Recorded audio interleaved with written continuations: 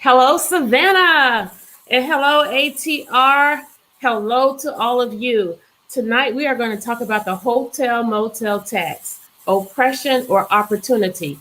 Last city council meeting, the council voted to approve a hotel motel tax increase from 8%, from 6% to 8%.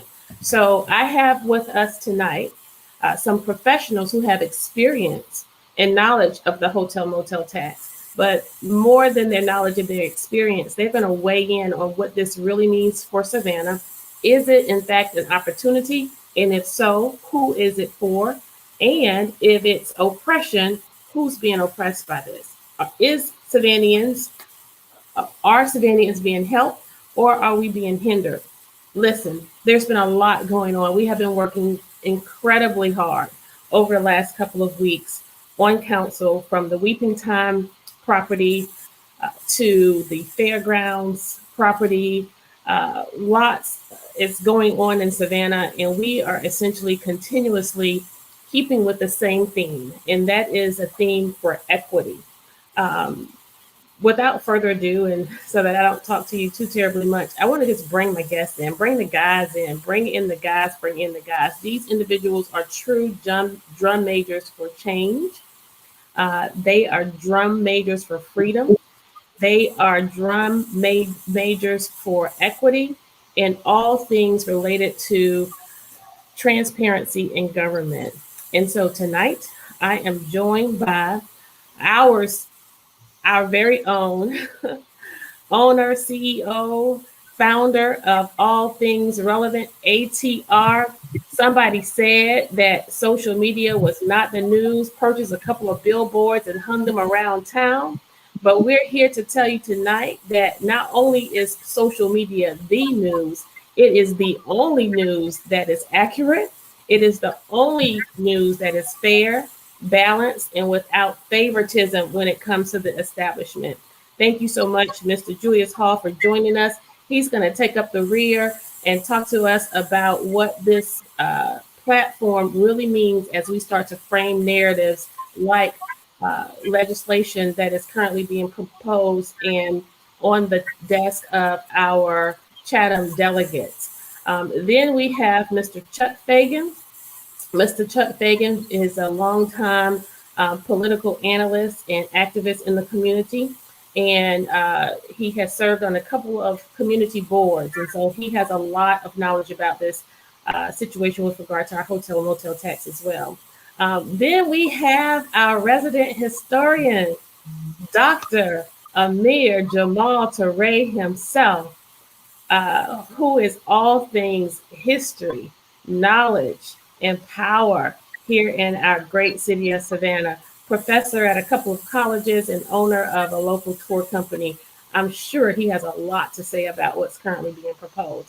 And then finally, last but certainly not least, Mr. John McMasters, former Chatham County Commissioner, actively working right now as a community activist, helping us keep the politics of government on the front porch, off of the back porch, from under the table and on top of the table, and helping us understand these pieces related to our municipal government. He is also a co-owner and founder of Better Savannah, along with Mr. Chuck Feagain.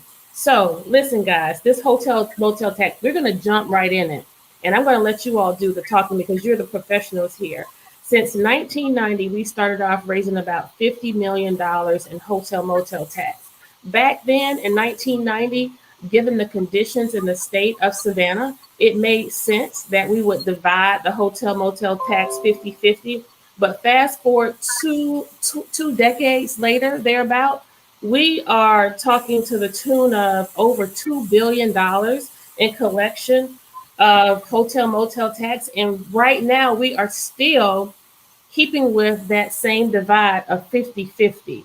Now, John, you can help us understand and help the viewers and listeners understand if that 50-50 split is required by legislation, and if so, why is that? But 20 years later, after we collected there about 50 million in the 1990s, we're now collecting about well, the industry is a $2 billion industry, and we are still dividing the hotel motel tax despite their growth. But the irony in that is the fact that the growth in salaries for individuals who work within the hospitality industry has not grown. Approximately 30% of Savannah population works within the hospitality industry, and those individuals are barely making $15 an hour. The average wage is between $10.75 an hour and $12. And so we want to make sure that whatever we are doing, although we cannot do much about the wages by way of the state statute, there are some things that we can do to flex our power and to encourage strongly and influence our partners in the hospitality industry on encouraging them to increase the wages of our people.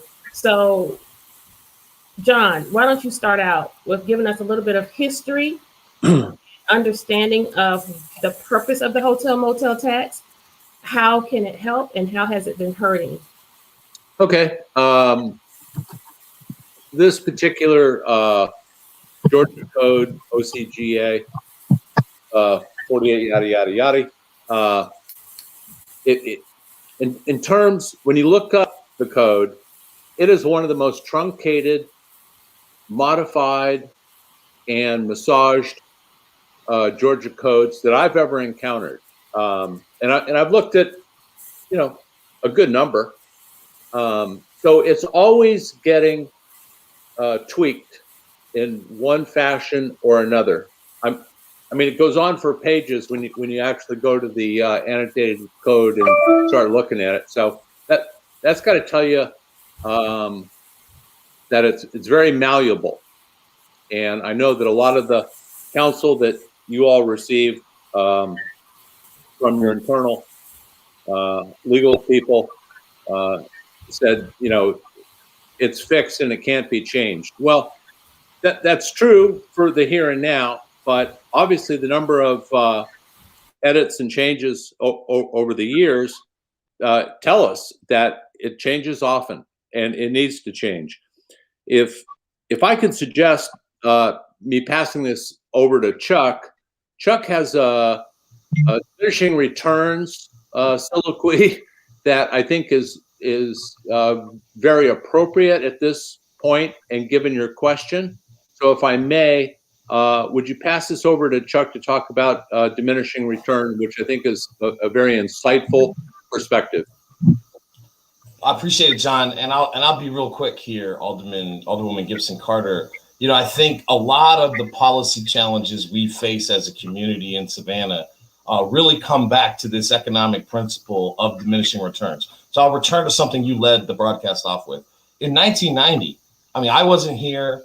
You guys were here. You remember what downtown looked like in 1990, right? And so, passing a hotel motel statute where 50% of the proceeds of such were to go towards developing that tourism community out, that policy made sense in 1990. I don't think any of us here would argue that it didn't make sense. And so what we have to ask ourselves is what has happened in Savannah since 1990? Well, a couple of huge things. Number one, the book being Midnight in the Garden of Good and Evil, Forrest Gump, there are a myriad of things which have happened within the tourism community that have, developed it to a $3 billion plus industry. So we agreed to give 50% in 1990. The collections were much smaller back then. We had a Convention and Visitors Bureau, probably running on $3 or $4 million total, a year, right? Fast forward now, we're talking about $22 million, being split up here. And we're talking about a president of an organization which has an all-white board, except for the ex officio members who were elected, that makes $300,000+ a year, more than 9 or 10 times the median income inside the city of Savannah. And so we have to ask ourselves. The organization makes about $400,000, and the interesting thing about that is that we cut the check to those outfits, and our guy who writes the check makes $200,000, but he's writing checks to individuals who make twice as much as he makes. That's a very fair point. And so I think the last thing I would say here is that, do we need 11 or 12 million dollars as a baseline, budget for a visitors and convention bureau today? I don't think we do, anymore. I think we've reached a point of saturation in the market of tourism where we could scale that back. Now, this is a broader challenge that will require more legislative action. But I think that's a baseline broad argument against, the current split of the first 6%. And so what you guys did at council was expand to 8% or attempt to with the delegation here. And we'll talk more about that. But that is the broad, diminishing returns, policy argument that this no longer makes sense to have $12 million to operate an organization to increase an industry, which is already 3 billion plus. Right. And we see that growth just within our city now. Amidst the pandemic, we're bursting at the seams. At last acknowledgement, my understanding was over 90% of our hotels are at capacity. Mr. Toure, Dr. Toure, you own Day Clean tour company. I'm sure you have been quite busy as well. And so in my mind, if you don't market Savannah another day, folks are just going to come here to look at the Spanish moss.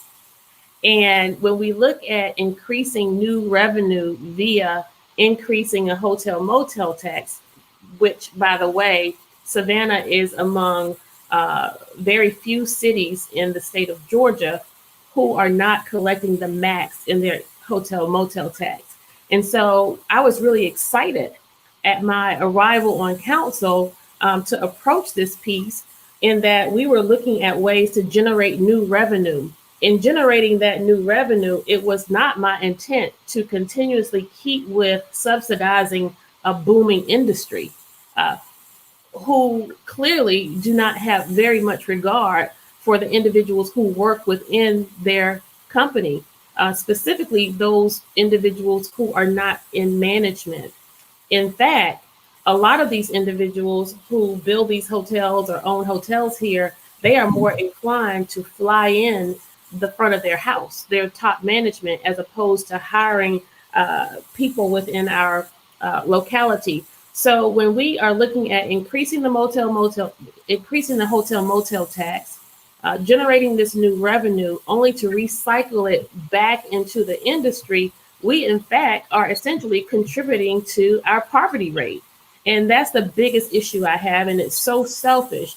And so right now, we are oftentimes, when it comes to these restricted funds like SPLOS and the hotel motel tax, we're really good at hiding behind the fact that, oh, we can't do anything else with it except for that. But we do know that there are lots of ways we can maneuver, just as they maneuver on the other side when we just make things happen. Dr. Toure, what have you seen with regard to the industry as an African-American owned business? One of the things that our Visit Savannah and the Chamber is supposed to do is to market our local businesses to attract business to your establishment. Have you experienced any positive actions in that regard? Let me go and share with you a couple of things. We're going to some things that Chuck also alluded to, that you also discussed. And I have to say, as of this weekend, we were informed that it is a 90%. We can barely hear you, Dr. Toure.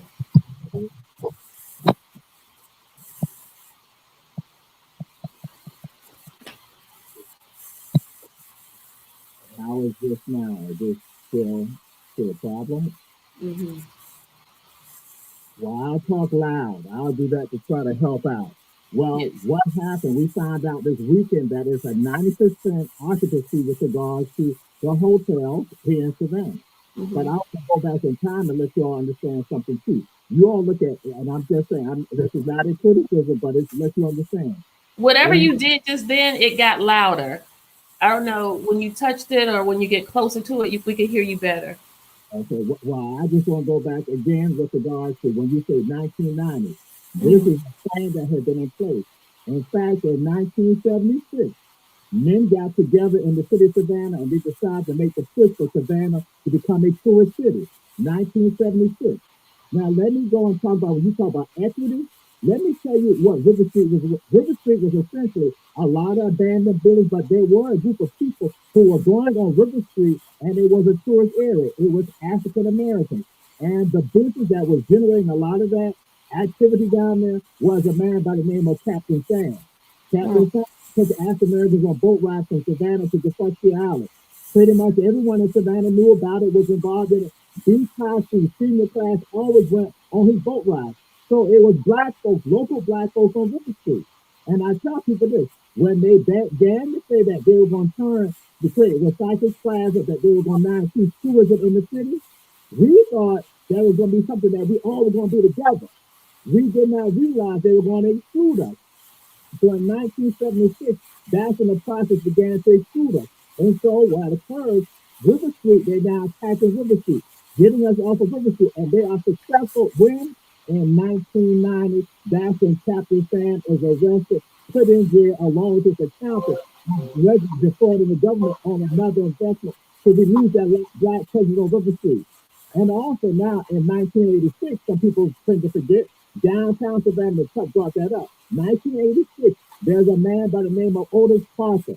Otis Parker and his wife go to an ATM right there on Bull Street between Congress Lane, going to an ATM. He is fired on by 2 Savannah police officers. What African Americans began to understand, it is not safe for them to go downtown on Broughton Street at night because now they're coming after us. And so, but we began to see where now they started getting, because there were businesses on Broad Street also. We began to see what was happening in larger urban areas where you had that. But what they began to do, creating policies to get us off. So in 1990, rolling in, they got the plan in place. And so now let me go and tell you about our business Savannah board. Jamal, can you turn your phone because you're muted? It's something that you're blocking your mic. I want them to hear what you're saying because what you're saying is so important. So can you hear now? We can hear you, but it's muffled. Your mic is like underneath your phone.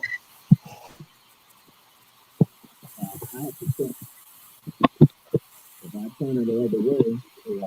If you pick it up and hold it, I know it'll be awkward, but if you can hold it and Well, tell that we don't have a problem. So I don't know if no, that's much better. That's much better. tell that we don't have a problem. But again, I go back just to synopsis. That again, 76, that's when the city of Savannah leadership began to decide they're going to devise a plan to now change tourism in Savannah, which was on River Street, a black presence. They began to now want to create Recyclers Plaza, 76. And so they're working on the one person that was the stalwart for that, for tourism. That was Captain Sam. So we begin to see all these nuances come into play. 86, right, 86, that's when Otis Parker is shot on Broughton Street, on Bull and Broughton Street, that we now see, again, that African Americans are witnessing that there's a change happening in Savannah. We thought that tourism was going to involve all of us. We did not think that they were going to exclude us. And what happened, they began to exclude us, and it began to occur with regards, we had vendors on Broad Street. We were doing the things that larger cities were doing also. But then what they decided to do, and what was concerted effort, to get the black presence off of Broad Street. But guess what? It didn't stop there. So again, we had black businesses in City Market. When you go into City Market, black folks had owned businesses, but not just owned businesses, they had also owned the buildings. So the city of Savannah did a land swap with one of the families who had a business there and gave them bad land. So they couldn't even go and have their produce business there anymore. So 1990s get us out of City Market. And as I tell folks, there are 3 tourist areas in the city of Savannah: River Street, City Market, and Broughton Street. They are able to finally bring to fruition what we see with regards to Broad Street in the 2010s, when black leadership participated in moving the transfer station off of Broad Street to buy the projects, which was a concerted effort by them. But I go and share with you as I went. You said I was muffled, but Visit Savannah has an obligation to market our businesses, and guess what? They don't do it. And in fact, we've gotten reports that you have leadership at Visit Savannah saying that African-American tour companies such as myself and also I named another person, Johnny Brown, that we don't give good tours. I'm saying, how in the hell is that possible? When on TripAdvisor, I got over 100 excellent reviews, and then maybe have 3. So I'm saying, but you are going to market these other businesses that are not African American to promote our business. And Joe Marinelli and I had a conversation. This was going back around approximately 2008, because that's when the state of Georgia created an African American Heritage Guide. Joe Marinelli, sitting out in the place is called the Mulberry Inn, not called the Bryce. Joe Marinelli got up and talked about the wonderful cooking that's done, African American cooking done at Paula Dean's restaurant. Then went to Joe, and I was like, how you talk about Paula Dean and you can't talk about the other African American business such as the House of Prayer? Then he said something to me. He said, you're here.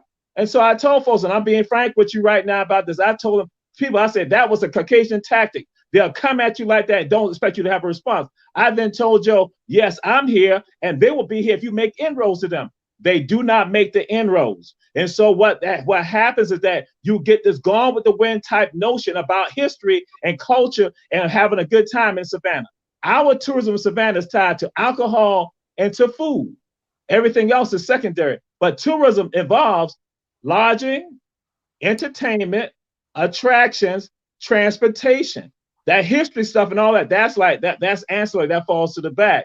But then we need to have a strong strong leadership, elected officials who are going to be no nonsense about this. Because as I said, I'm no nonsense about it because they don't market, are not concerned. And as you called it out, Alderwoman Kesha Gibson-Carter, it is still the last vestige of a plantocracy in the state, in this city, because that's what it's about. African Americans are in the menial positions, and they are coming out of Fraser homes, coming out of Caton homes, coming out of Yamacraw, going to work on the plantation, going to the hotels.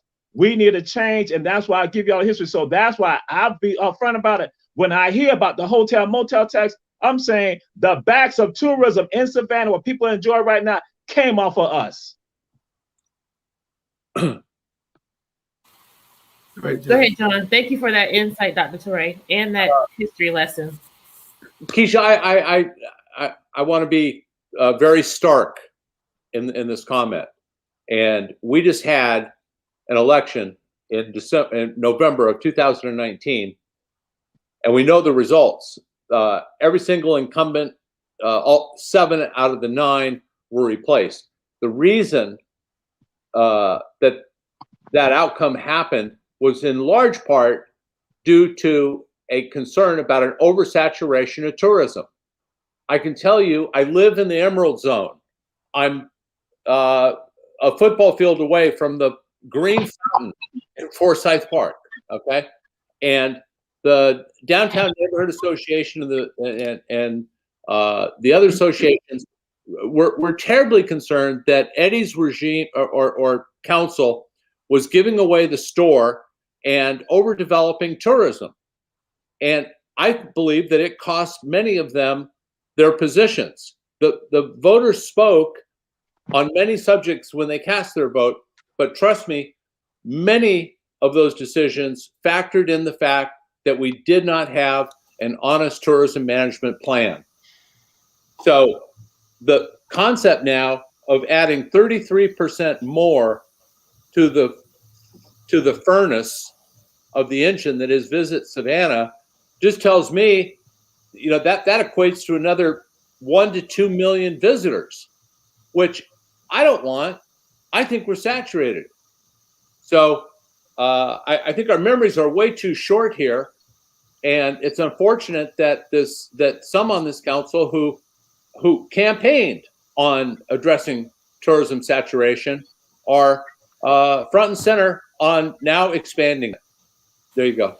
And I will tell you that my interest initially came, full disclosure, after having a conversation with you all.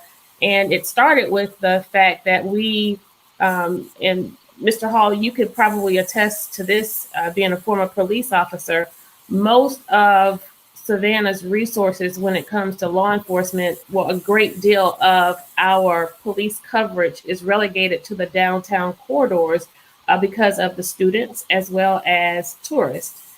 What that translates to, yes. And so what that translates to is what? we're getting taxed without representation or for protection. We always had extra units downtown for some reason. We had back then, we had the trap unit, and on certain shifts, one lieutenant in particular, Lieutenant O'Quinn, had an extra overtime crew riding around in detective cars. Detectives didn't take their cars home back when I was on the police department. That's how long ago I was on. But we always concentrated on downtown. And you might have one officer in West Savannah, one officer in East Savannah, two officers on the south side.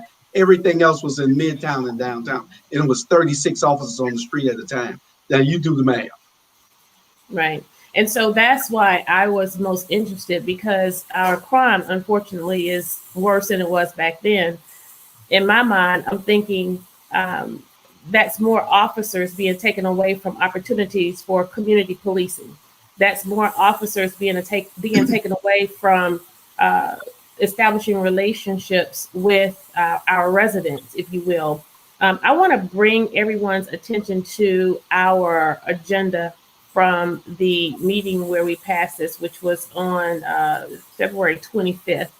And this was the infamous meeting where, I'm telling you, they say social media is not news. I say Kesha Gibson-Carter is not the news, but I can't turn around to my left or my right without, if I stub my pinky toe or blow my nose on council, they're going to write about it. So I left the meeting early.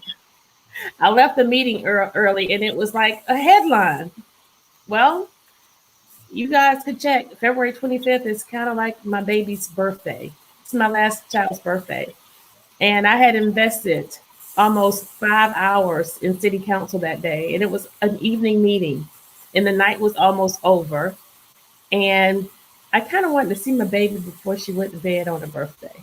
So forgive me for being a mom. But if you want to make it a newsworthy story, knock yourself out. We'll keep being relevant news here. But go to the meeting agenda for that meeting and go all the way down to the bottom of the agenda, and you can click on the resolution and the piece related to the approval of the resolution requesting the Georgia General Assembly adopt local legislation authorizing the city of Savannah to increase its hotel motel tax. So this is important, and this is key. This is a part of that education I was telling you all about. By statute, we just can't decide that we want to raise the tax just to raise the tax. I expressed this at the very first workshop. That's also recorded. I love what the young people call receipts. We have them. So if you go back and you look at the very first city council meeting, that very first workshop, the very thing I was advocating for out the gate, because I didn't come to City Hall to just play games or to slow roll or take my time here. We were coming with a very aggressive and a progressive agenda. So I presented the notion of this idea because it's something that we made a pledge and a promise on, and everybody almost who ran with me did. So I thought this would be similar of ease. And the mayor's response was we had to not go forth so fast because we needed to check with the people who we actually give the money to. Like, really? Who's the client?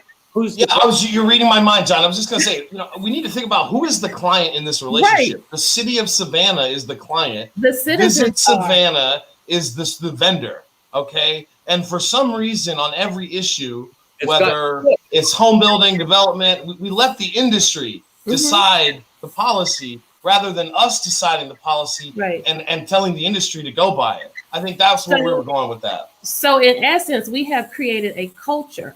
And in this culture that we have created, our citizens are actually accepting of it unbeknownst. But what we want you to understand tonight is that you have the power.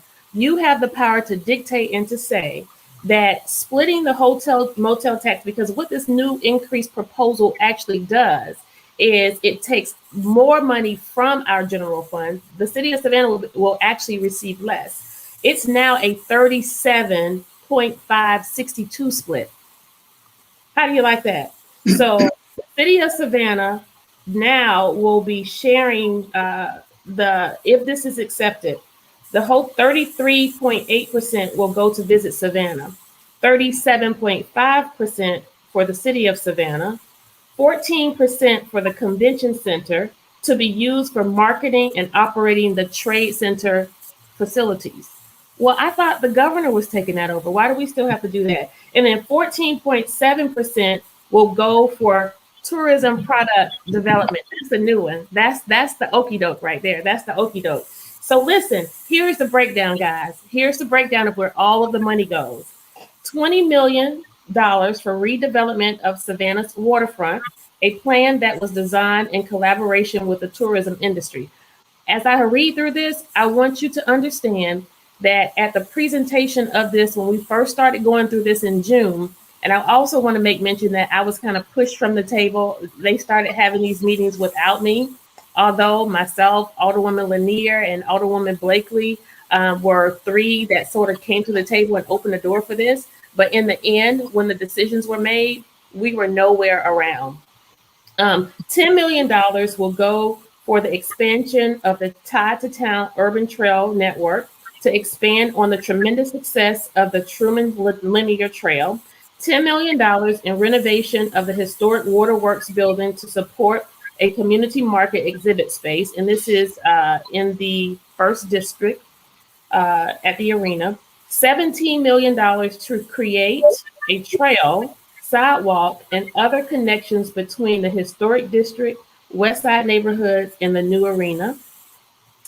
$3.5 million for a museum. Now, y'all, this is so good.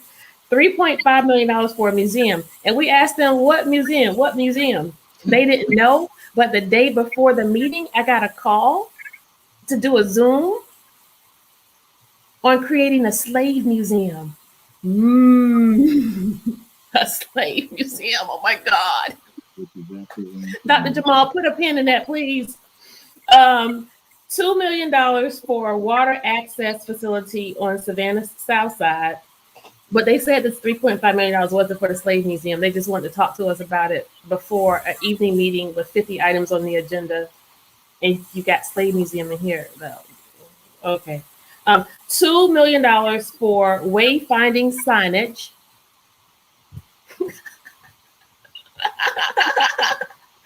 Did anybody tell them that almost everybody and their mama owns an iPhone, and you got a little thing that you can walk with it? But $2 million. How much is River Street getting? 20. 20 million. 20 million for River Street. 20 million for the waterfront development. And then finally, we have $1 million for West Bay getaway enhancements. Now, somewhere in here, and $2 million for waterway access facility on Savannah South Side. Now, this is the okie doke. And this is how, and I'm just going to call it out, and I'm going to call it for what it is. And Alderwoman Alicia Miller Blakely knows about this, and she knows what I'm about to say.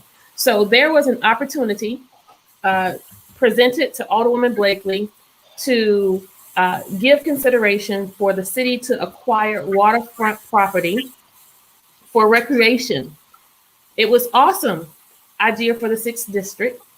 Beautiful property, and it's something that the city of Savannah should have as a part of its real estate portfolio. Notwithstanding the fact that the price was amazing. I wish I could afford it.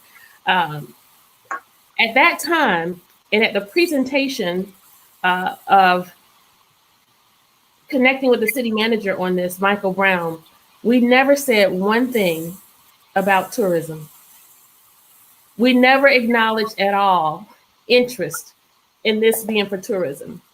But all of a sudden, these restricted funds that can only be used for tourism development, this project, they forced it to fit.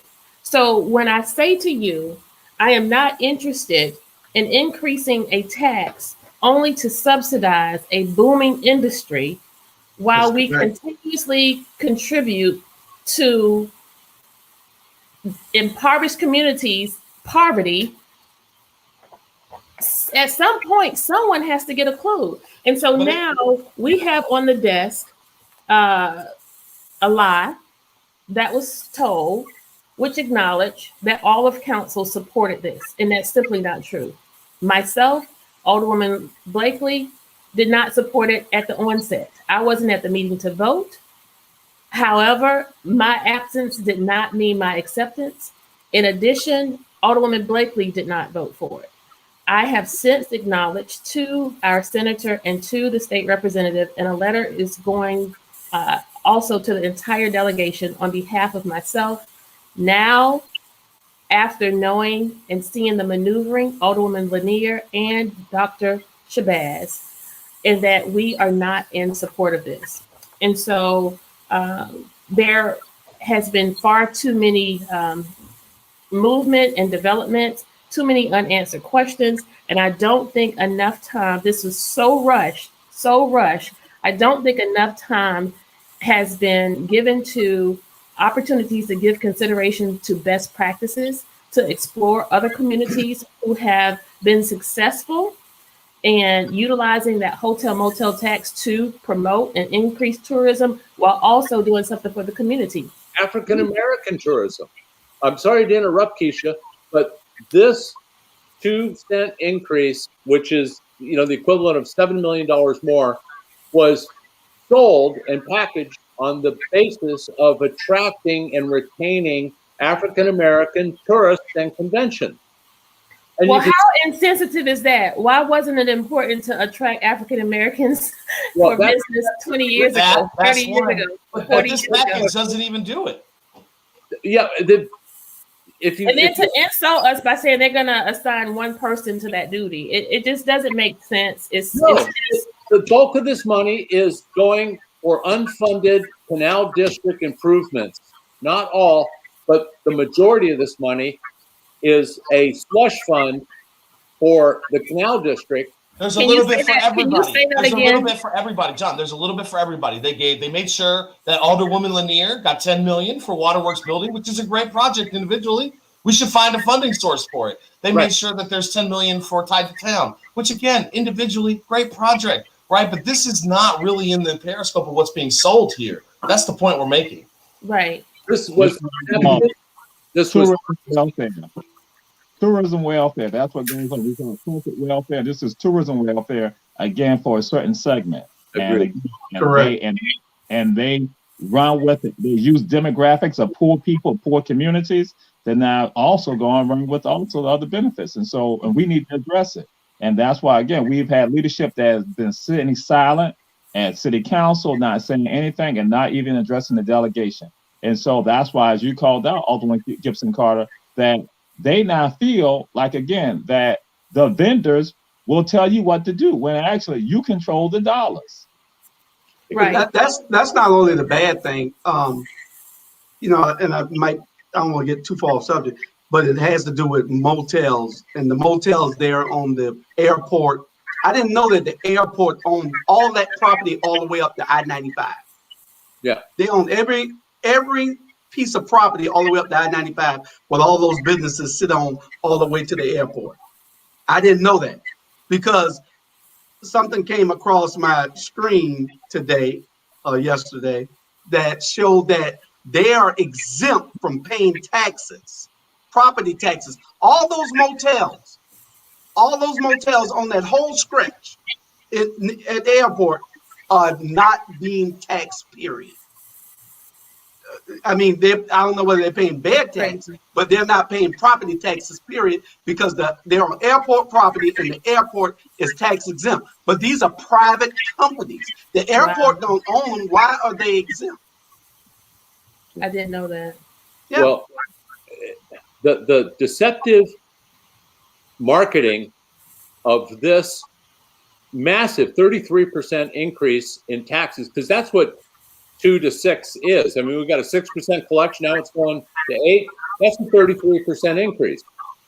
So they packaged it up and dressed it up to be all focused on generating more African American tourism and conventions, and yet there isn't a single expenditure line item in the resolution or the memorandum of understanding that guarantees that any money will go to that effort. It's a please trust us, because that's how we've always done business, and we'll make this happen. I think that's bad business. I think that's bad policy. I think it has to be changed, and the card has to be flipped. We're the clients, okay? Visit Savannah is serving us, and we should say, right into your agreement, your memorandum of understanding, how much you're going to spend on African American tourism development. The only thing is we're going to hire one person out of a 60 or $70 million collection period. They're going to hire one person. I mean, it's insulting. Every percentage we grow the tourism industry, that costs more to your general fund. And you are responsible for that general fund. And the more we grow that industry, the more it costs that general fund. And we have to get mechanisms in place to get revenue, permanent recurring revenue from these institutions and industries that are benefiting from status quo, old school policy in order to fund the core services. What happens when we don't have enough police for, even the downtown? This is why we had a fire fee a couple of years ago, right? Yeah. This is why they come up with stuff like this, because they need more revenue. Right. There's some place to take it from. They just don't want to take it from those people. Right. From the change. I mean, it's been a sweet deal I've been here 30 years, okay? 30 years of prosperity, profits, and development here. And we've got the same level of poverty today that we had 30 years ago. Yes. And may I add that it's the same level, and it has been primarily on the watch of African American leaders. Well, and so what I have been saying as of late is, the fact is, we have had African American leadership in this city at almost every top level, from mayor, commissioner, county commissioners, city council members, district attorneys, police chief. The fire chief was even African American at one time. Yes. And so judges. So now we have to ask ourselves the question: is it good enough to just be African American and be in leadership? Evidently. You don't have to answer the question. I'll answer it for you. No. You no longer get a pass because you're Black. That's correct. You no longer get a pass because you make your subjects and verbs agree and you dress nice and wear pearls or suit. That's no longer allowed. So here's what we're going to do.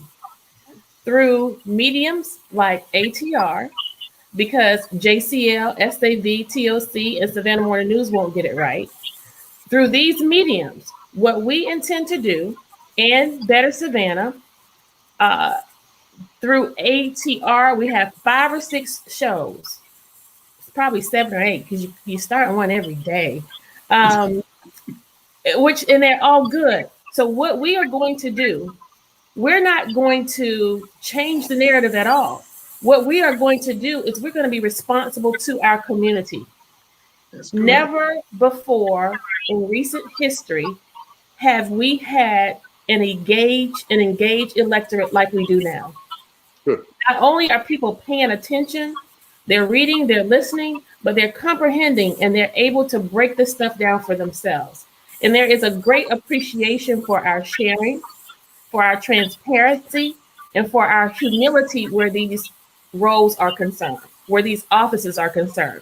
And sometimes that doesn't always work to our favor, because I think in us giving open access, people think that they can say and do all kinds of things. And Kesha, we don't want to operate in silos, especially at ATR. What we want to do is bring the information to the people. Yes. What Better Savannah and with John and Chuck is doing they're concentrating on policy, and they're making people aware of what is going on. And we got to work together, all of us, to make people understand and wake people up as to what is going on. We're doing draconian policies that we have in place that we're still under. And when these people take office, they think that they're supposed to still adhere to the status quo. You all have shown them that, no, we see something wrong here and we're going to challenge it. Let's change this. But those in power, who has the majority, want to keep it the same because they're being pressured from the Chamber of Commerce and everybody else, big business and everybody else. But things have to change, and we got to bring this information to the people. So if we all work together, we can change things. And it will change, and we will change, and we will do it quite effectively. And I will continue to speak rather candidly on many of these issues, as well as my experiences on council, and we will share openly. I am not going to continuously get caught up in the establishment and the media's intent to disassemble my posture, where my person is concerned in terms of my contribution to the community. There's nothing you can do to take away that 25 plus year decade of service, of authentic, integral service, when there were no lights, when there were no cameras, and no one to record and report the story. And so I'm proud of that. And I'm so proud that the people still believe in that authenticity in terms of what we bring to this office. Finally, I want to say this as we close, and I want to thank you guys. And we may need to continue this as this legislation is being considered by our delegation. What we want you to do, if you have heard us, if you understand us, and you believe us, we want you to contact your state representatives and our state senator. We have Senator Watson, we have Senator Jackson, we have Representative Mallow, we have Representative Petrie, we have Representative Stevens and Stevens, Ron and Mickey. I think I left one. And Representative Cole Gilliard. I can't leave him out. Call them, write them, email them. You can go to the State of Georgia website and find their emails. And for good measure, what I will do, I'll actually post it in our chat here tonight, and you can come back to it. Call them, write them, and tell them that you want the city council to have a second stab at this. Just give us a few days to sit down with all parties involved and now really hear us. Don't close us out. I have emails where I wrote to Mr. Monahan. I was going to share all of that with you tonight. I was going down memory lane. Emails where I was petitioning and asking that they not push me away from the table so that we can lend voice. I'm the representative of the people. You know what? The Forsyth Garden, the Women of Savannah, the Garden Club, they are creating a master plan that they are funding, that they're going to submit to the City of Savannah. I think that would have been an ideal project to receive funds from the City of Savannah's increase in hotel motel tax, because not only does it benefit tourists and tourism, but it's something that the citizens of Savannah could enjoy moderately as well too. So when you don't have representatives who are close to the heartbeat of Savannah, who are close to the fabric and the ground of Savannah, when the people sent us there, when you push us away from the table, you come up with things that look like what you started and what you want and not what the people want. So 2 shows ago, I talked about this hotel motel tax, briefly introduced it in acknowledging that I received a call about the city's intent to develop a slave museum. Well, first, I was insulted that they would call it such. And Dr. Toure will take us to school on that and close us out. But secondly, I was insulted because of the list of individuals they had on the committee and the individuals they left off of the committee. A handful of the people are kind of insignificant to me, maybe not so much to others, but 3 people on there were former mayors: Otis Johnson, Edna Deloach, Edna Jackson, and Eddie Deloach. That's an easy mistake to make. Now I'm known for being kind of slick, but that was Mayor Jackson. I did not mean that. Otis Johnson, Eddie Deloach, and Edna Jackson. And I stated in that show that we should stop resurrecting people who individuals voted out, particularly losers. That probably was not all the way nice, but it's true.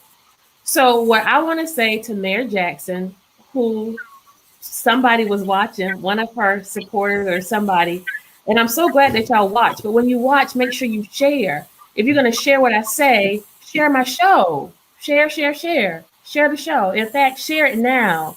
And go talk to your grandmothers, your aunts, your uncles, and your cousins who don't have Facebook, and share this message with them and tell them to write those state representatives and senators. And so Mayor Jackson went on to tell me why she lost the election. And we'll talk about that next week because I want Dr. Toure. But I essentially told her that came out of anger. That came out of anger that she would commit to be on a list with Eddie DeLoach, of all people, to start a slave museum. Come on. Yeah. That's just not right. It's crazy. And you got people this is the father of the son who compared Van Johnson to Farrakhan. Yeah. I mean, it's like we just do too much and not enough all at the same time. What's wrong with Jamal Toure, Ned Williams? You got people that with a lot of history that know history. Charlie Brown. You can't get your feelings with these people. These people have history that could go into this museum if Pat Gunn. None of them were on the list. Gunn. Lillian Grant Baptiste. None of them were on the list. So, Dr. Toure, was I being just too sensitive when it came to that whole slave museum thing? Absolutely not. Just like even with us at Gitu Kunda in Riceboro, Georgia, we have relics that come from the time of captivity, but we don't go and emphasize that. And I have to go and say, Alderwoman Gibson-Carter, you throwing out some things that are absolutely on point, because now I'll go back in time and disclose you all some information. I was on the board of the King Tisdale Cottage Foundation. One of the things that I told them, I said that because we operated a tour called the Negro Heritage Trail Tour. Because again, that's what W.W. Law had applied to it when he started doing it in the 70s. That was okay in the 70s. And I told them in the board meeting, I said, people are not going to take this tour because you got folks coming here to Savannah.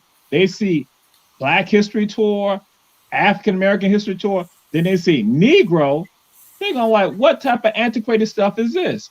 But that's the mindset. Again, when we say resurrecting, we resurrect these mindsets of people who are passive, who just want to get along. They thought it was okay. And so for you to even say slavery museum, people generally not saying anything like that, because even with regards to the people that you want to get this information, they will reject that because it harkens back to a time period that is trauma-filled, something that they're trying to escape from. But you say that, and that's why I tell people, this is a bad facsimile of what they're doing in Charleston with the International African American Museum in Charleston. Bad facsimile. Here go again. People wasting monies trying to be like another place and not even doing it right. And when you got expertise that's right here, that's respected, that made things happen. Because again, as preservationists, we've been involved in this. We understand. But this is insane. But then that's what happened. When you have insane leadership, they engage in insane things and let somebody go and tell them that it's okay to have a slavery museum when people try to run away from that. And I have to share this with y'all. I have basically this week right here, I had basically predominantly Caucasians taking the journey with me, taking my tours. And they in general want to know about the respectful way to address all of this. They want to talk about enslaved, and say the captives. They want to deal with the humanity. But here goes the City of Savannah leadership saying slavery museum. Visit Savannah, slavery museum. Everybody thinks it's okay when it is absolutely disrespectful. And the only way that it comes out, people understand it's disrespectful, is by us saying something about it and being diligent about it. We cannot sit silent. And that's why I did not sit silent. And that's why I called it for what it was. And in all fairness to Mayor Jackson, we did have a conversation after that. And I basically expressed to her that I apologize if I offended her, but I was so serious in my concern for the structure of such a board. But in fairness to her, I must say she stated that she was unaware of council not knowing that this board or this museum was being established, and this whole connotation of the slave museum. She basically was called and asked, and she assumed that all of council was on board. And I told her that that was not the case. And I believe her, and I think she meant well. But as I stated to her, today it's a new day. It's no more politics as usual. And I was going on this rant earlier about Black leadership in Savannah. And I just wanted to present that and say, we have had all of this African-American leadership. And I was talking to a person the other day, and I said, we're not doing much to move an agenda to help vulnerable people, particularly African Americans. And this lady said to me, it was one of my white friends, she says, well, not much is happening for white people either. So the thing is, it's not it's not racism. What we are dealing with here, we do know the element of racism exists and it will forever until the end of time, unfortunately. But more of what we're dealing with here in Savannah is classism and elitism. And it happens mostly among African American leaders because they get into office and it becomes me, my, I, my four, and no more, unfortunately. And we have to stop that. With all of those years and decades of African American leadership, where has it gotten? Where has it gotten us? And so it's not the white man, it's not this invisible white man everybody talks about. It's the Black people who are in office who allow the few, 3, 4, how many of them are there, John? About 4 or 5? Yeah. Powerful white men in this town to maneuver and keep them from doing what the majority in this town has sent them to do. Tell me, who wants to close out and tell me what can we look forward to and what should we be looking for with this hotel motel tax? Give it to Chuck. Well, I think, John, I'll share with the group here that, we spent the weekend preparing a white paper, a policy paper for the delegation, and had a member of Better Savannah for 2021, who's a policy analyst for us, Carrie Smith, go up to Atlanta and testify, this morning. And there was definitely some animosity between the Visit Savannah folks and Carrie for even having the nerve to come up there and speak to our representatives who represent us. And I will give Representative Ron Stevens, a Republican, chairman of the delegation, some credit for allowing our representative to address this delegation about this issue. I do want to start there and just give a little bit of credit. I think this is the last week for Hotel Motel, for local legislation in the Assembly to pass for this section. So everyone who is watching this, if we can get those emails and phone numbers into the chat, they have to make a decision about this, up or down, by Friday. And we believe it would be best for all parties to come back to the table and rework this with more parties and a more equitable deal, and we can do this next year. Sure. There's no reason to rush this and do this now. We can come back to the table and do this next year. And one thing to understand, the reason why we have to do it this way and the reason why it is being done this way is simply because we were closed out of the meetings, we were closed out of negotiations, and we were closed out of opportunity to truly lend our voices to this issue as well as our ideas. And so it just goes back to being able to work together in-house. But when we are being led by this tyrannical way of governing here in our current administration, this is what we have to do. We have to bring it to the people. We want to also remind you that the issue related to the weeping time in the fairgrounds is still very much so present and pressing. And so keep your eye on City Hall, keep your eye on your county commission, keep your eye on your state, and keep your eye on our new senators. Savannah, good night. Thank you, guys. We need action.